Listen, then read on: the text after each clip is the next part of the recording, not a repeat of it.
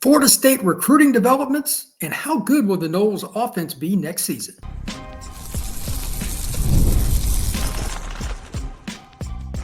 You are Locked On Seminoles, your daily podcast on the Florida State Seminoles. Part of the Locked On Podcast Network, your team every day. Welcome back into Locked On Seminoles. I am your host, Brian Smith, longtime college football recruiting analyst and writer. Thank you for making Locked On Seminoles your first listen each and every day. Today's show is brought to you by FanDuel. From big game upsets to winning drives, the NFL playoffs are better with FanDuel. New customers can bet $5 and get $250 in bonus bets, guaranteed win or lose. Visit FanDuel.com to get started. For those of you watching on YouTube, you'll notice this is not my normal spot. We have an electrical problem going on outside about a block from where I live, so I'm literally about in the dark. So my apologies there, but everything else is normal. For those of you listening, it won't impact you at all. A few things that I want to cover today. We're going to do some recruiting updates up front, and at the back end, I've got 6 questions about Florida State's offense as we start to piece together what the unit's going to look like in spring ball and all the way through 2025. So let's start off with the recruiting. I had somebody ask me about the ability for Florida State's junior college transfer, Jordan Scott. What could he bring to the Noles? And the question was brought up because of a certain player that had really helped, a guy by the name of Johnny. Do you remember him from 2 seasons ago now, 2023? If you have a 6'7", 235-pound wide receiver, obviously life is a lot easier. Jordan Scott, out of Southwest Mississippi Community College, is another guy, 6'6", 6'7", 220 pounds, give or take, who can do some things. I'd seen his film before. I'd done a brief eval on him, but I went back into it because I was asked to. Somebody on the YouTube page brought that up, and he's not the first, probably won't be the last, because it's an intriguing player. Johnny's not your normal guy, and I'm not saying that he's as straight line as fast or he will be as impactful. I do not know. But the former Arizona State transfer did change games for the Noles. And essentially, when they got Keon to transfer in from Michigan State, Florida State became the de facto team with 2 number ones. It is extremely rare to have 2 number 1 wide receivers at the college level. So Jordan Scott, let's go over some of the things that I like about him, what it showed on film, and how it can translate to Florida State's offense this next season. First off, he's not just a big-bodied guy that's a body catcher, meaning somebody that lets the ball come into his chest or off his pads. He catches the football away from his body, and to that point, he will catch the football over his shoulder naturally, out over his arms, lets it come into his hands easily, comfortably. It's not something that he's having to fight. That's important because, quite frankly, a lot of guys that are big-bodied players like that, even tight ends too, they don't catch the ball as naturally away from their body. Jordan Scott won't have that problem. Number 2, he really makes a lot of plays, and sometimes even more, when he has defenders around him. That's a bit unusual because guys don't necessarily really like getting hit. He'll run a post. He'll run a skinny post. He'll run some kind of quick slant. Safeties and linebackers around. He takes the hit, and he'll catch the football. That's a valuable asset. Short yardage situations, 33 or less, red zone, any opportunity where they're pressing and you need to get the ball off quickly because it's press coverage with a blitz, quarterback's got minimal time. Those are the kind of scenarios where your receivers, they really got to make a play immediately, even if it's in traffic. Jordan Scott showed that multiple times on his film this past season at Southwest Mississippi Community College, and I'm hoping that he's almost like a second tight end, even when the Noles are in 11 personnel, 1 running back, 1 tight end, because, again, 6'7", 220, give or take, that is a very big problem for teams to match up with. Do you use a safety? Do you use a corner? How do you use that, especially when they use him in motion and put him close at the tight end or the tackle? That's going to be a problem for teams. Can he maximize that frame? This is a question that I have about him. The one thing that I saw that he didn't always do was catch the ball up high. It was the first play on his film. He catches the ball a little bit low, and you're reducing your height. Think of it this way. Post player in basketball, they always get on guys when they bring the ball down so smaller players can get to it. Jordan Scott, when he goes up to get the ball, needs to time it, needs to prepare for those jump ball scenarios, and he had plenty of them thrown his way in the community college level. If he can go up and get it and high point the football, there's no reason to believe that many guys, no matter what the level, even all the way to the NFL, there are no 6'5", 6'6", 6'7" corners. They don't exist. If he can do that, he can be a very effective player. Far as catching the ball through contact, again, I saw that several times, but now can he do that with more of a full display of route running? He ran a handful of routes really, really well based on the film that I saw, and I don't know how many different things he feels comfortable with at this point, but Scott is a young man that deep routes, fade balls, posts, and anything over the middle, he was good. There was one drag route that he caught the ball well and turned upfield, but I'm curious to see if he does everything comfortably. Is there an angle or a route that he doesn't catch the ball as well? We'll soon find out come through spring ball. The other thing, and this may be the biggest question, there was a few plays where Scott had a guy right in front of him, lined up in bump and run coverage, and then did not try to be physical with him, which I thought was really poor technique on their part, and he killed him. If you come up and try to play bump coverage against a guy as big as Jordan Scott and you don't get hands on him, it's going to be a problem. As soon as he got next to the guy and used his leverage and his long arms, he gained an advantage and he would stack him. So I really don't know how well he beats press coverage, but there's just not a lot of film of him having to go against guys that were not only in bump, but really utilizing their hands to throw him off the route. So I'm curious about that. Overall, the four things that I think are just locks and why he can contribute right away at Florida State: vertical threat. He's faster than you think, and he's 6'7". Long arms, having the athleticism that Scott does, even if it's just a basic fade ball, at some point there's just going to be a lot of times where you look over at him, Thomas Castellanos, like, I can throw it up here. 3rd and 9 can become 1st and 10 pretty easily. Secondarily, red zone with that same thing. If you put him out wide, especially in a situation where there's 2 or 3 guys to a side, you really can't just put 2 guys on him. One-on-one scenarios like that, again, how many corners are over 6'1", 6'2" in college football? It's extremely rare. He's going to have an edge. As far as what he needs to work on, I think just getting his hands ready to beat coverage right up on him and his ability to block. I think Florida State, they do a good job in the screen game, traditionally speaking. They didn't do as well this past season. I don't think a lot of guys blocked well. I think that'll be a focal point. Tim Harris and all the different guys on the offensive staff, Gus Malzahn's history, they're going to go out and use screens a lot. Squirrel White, different guys. As big as Jordan Scott is, he can impact plays when he doesn't even physically touch the football. That's huge for Florida State. And if you don't think that's a problem, go look at teams that struggled, like Florida State did last year in the screen game. It changes how you run the ball. It changes down and distance. It changes play calling. One little block here or there that's a little bit better. You get a guy like Squirrel White or Jalen Lucas past that first level of defenders, it's a big deal. Finally, I'm curious to see how they use him.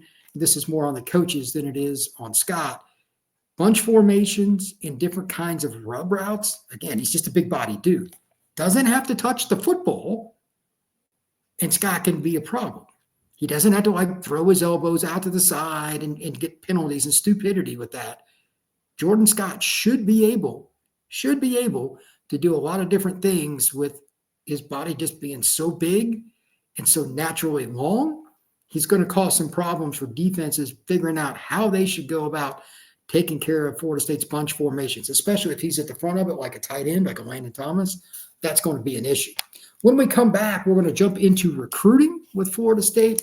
There are a few different players visiting for the Noles, and there's also a little bit of interest that I have regarding 6 questions that are coming up a little later in the show about Florida State's offense. That's next here on Locked On Seminoles.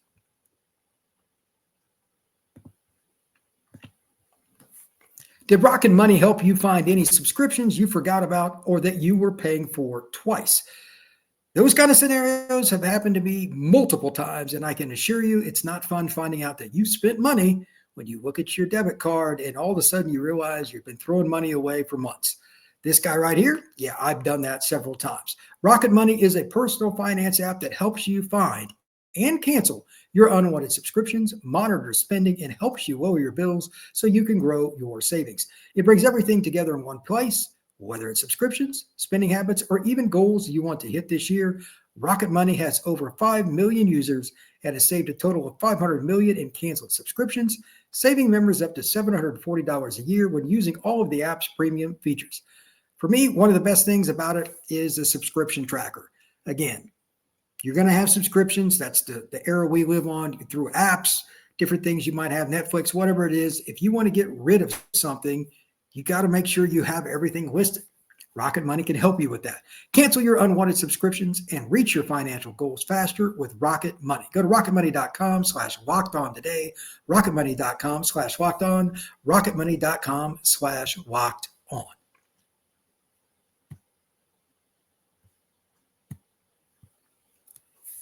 Florida State football has some interesting recruiting situations developing for the class of 25.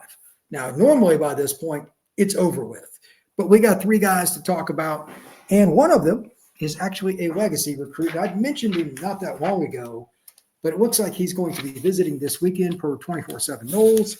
That's Antonio Cromartie Jr. I'm sure you're well familiar if you're a Florida State fan who his dad was, former NFL player after playing at Florida State for 3 seasons. He's not the biggest guy in the world, about 5'10", 170 pounds, plays some nickel/safety. He can play man, he can play zone. He's a very good blitzer, and in fact, that might be what he's best at. And he's just a really physical player. Despite going back through his film yet again after looking at his offer list, and maybe this has grown and it's not completely updated, but I got this off 24/7. Cromartie's offers are underwhelming, and he still played at Carrollton High School, one of the best prep programs in the state of Georgia. It's probably a top 5 program in the Peach State overall for producing talent. But anyway, the point is still the same. Here's the list: Florida State, Southeastern Missouri State, University of Tennessee Martin, and Wofford. Legacy, Carrollton, has pretty good film. Okay, he's not the biggest guy. I'm still surprised by the offer list. Florida State is a program that goes through and does its due diligence, but a lot of schools didn't think they should offer. Whatever the reason was, I found that very interesting, and I think that he would be a good player for a couple of reasons. Number one is physicality.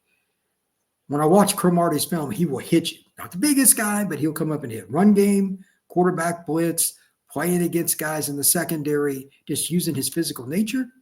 Cromartie's good at all of those things. 2, you could use him in different ways. Versatile defensive backs, that's a selling point. There was a play on his film where a guy came across the formation and he basically had to come down in the nickel spot out of safety. Ran a wheel route, took his time, didn't get overzealous with getting too handsy, cut off the route, made it very difficult for that to be an option for the quarterback. Like, he's been trained, which is not surprising. He's coming from Carrollton. But again, physical nature with that, I really like that. Special teams. Guys like this are always really, really handy for special teams units. Personally, I would not be surprised if he was a guy that was on the punt block team as a gunner and or as a guy they tried to get to block the punt. Cromartie's ability to change directions and having a very good first step make him a likely candidate for special teams early. And even if he does not end up being a guy that starts right away at Florida State or plays a lot right away, he's still going to be better than most special teams guys that are walk-ons or towards the bottom of the roster because of his versatility. I have no problem with Florida State taking him, even though he's not a very highly ranked guy. And again, I like this film, so take it for what it's worth.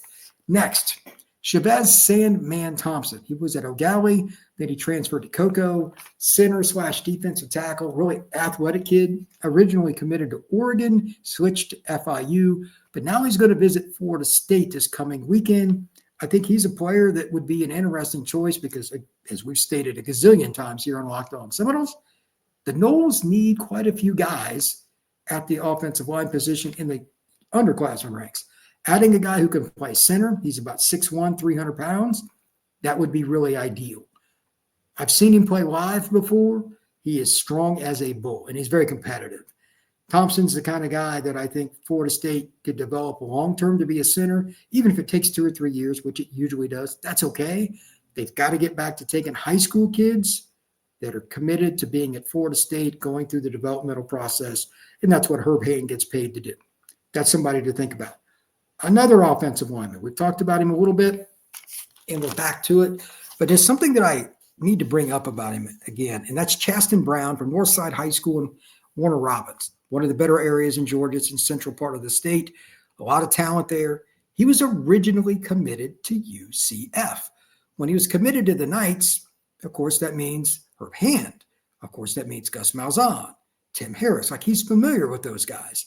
He's going to come back up to Florida State here pretty soon in the next couple of weeks. The date hasn't been set yet. But if Brown does visit, barring something unforeseen, you're going to have another 6'6", 6'7" offensive tackle to add to the class. He's a top 250 recruit by 24/7 Sports and is based on his athleticism and his length. I'm not surprised by that. Florida State needs every kind of offensive lineman, tackle, guard, or center. I'm all for it. Florida State fans should be as well. And I believe the Noles would happily accept him if the visit goes well. Again, the date is not exactly set, but it should be coming up in the next couple of weeks. Finally, the thing that I want to mention the most about recruiting here, it's great to see Florida State being proactive, just flat out proactive. There could be somebody else that comes into play here. Maybe it's a junior college player. Maybe it's another 25 kid that didn't sign. They're doing their own due diligence. Amen to that, because quite frankly, not enough teams do it.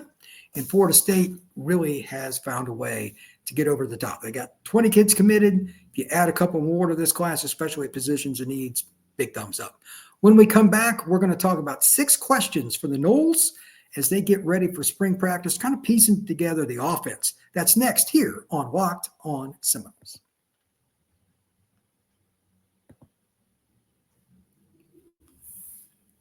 What is your biggest concern for this next season for Florida State's offense? Is it quarterback because you got Thomas Castellanos coming in? Is it the offensive line because there's so many new pieces and it was just so poor last year? The receivers, they didn't catch the ball well this past season. There's so many ways to look at it. Well, one of the ways you can improve your offense is through the tight end position. And I'm going to lead off with that. And I have 6 questions about the Florida State offense that I want to bring up. And you're going to look at these any way you want, but here's my take. If you have any questions or comments, please hit me up on X at FBScout_Florida or on the Locked On Seminoles YouTube page. I'd love to hear from you. First question, Landen Thomas, the freshman tight end from this past season, will be a sophomore. A year wiser, a year bigger. Weight room's obviously going to help in the offseason. And just quite frankly, he's going to have more familiarity with how the game of college football works. He was a dominant player. When I saw him before he was even in 9th grade, I'm like, I take him right now. I saw him going into 9th grade, and I'm like, this is ridiculous. He was 6'4", 6'5" when he was 14 years old. He was always the biggest kid, etc. But he could move. His height really didn't change. He just got a little bit thicker, and he just learned his craft more. Well, now that he's been exposed to college football and been a really good player towards the back half of the 2024 season, I think even if Florida State at any point this next season is struggling, the offensive line's not having a good game, whatever, he is a check down guy. He's somebody that can run vertical routes. He's proven that. And he's a player that can be a blocker. Like this past season, was he a great blocker yet? No. But he's going to be bigger and stronger again. That experience will play into the factor. He will be a safety valve player for Malzahn, for Castellanos, and anybody else associated with Florida State's offense. He could be the most clutch player. It would not surprise me. Big-time recruit, player that's proven for a long time, and he's already got experience. I think that Landen Thomas will have a breakout 2025. Second question. This is pretty simple. Speaking of Thomas Castellanos, we know he can run. We know he's got a cannon for an arm. He's obviously given Florida State fits for 2 straight years. But the biggest question with him, when it is critically needed, third downs, red zone, just playing a quality opponent, or if you're taking a shot, does he make the rhythm passes from the pocket? To catch the snap, set your feet, go through your progressions, and just do what a quarterback is supposed to do from a traditional sense. Now, his athleticism will still help. He may have to avoid a guy, step up, whatever.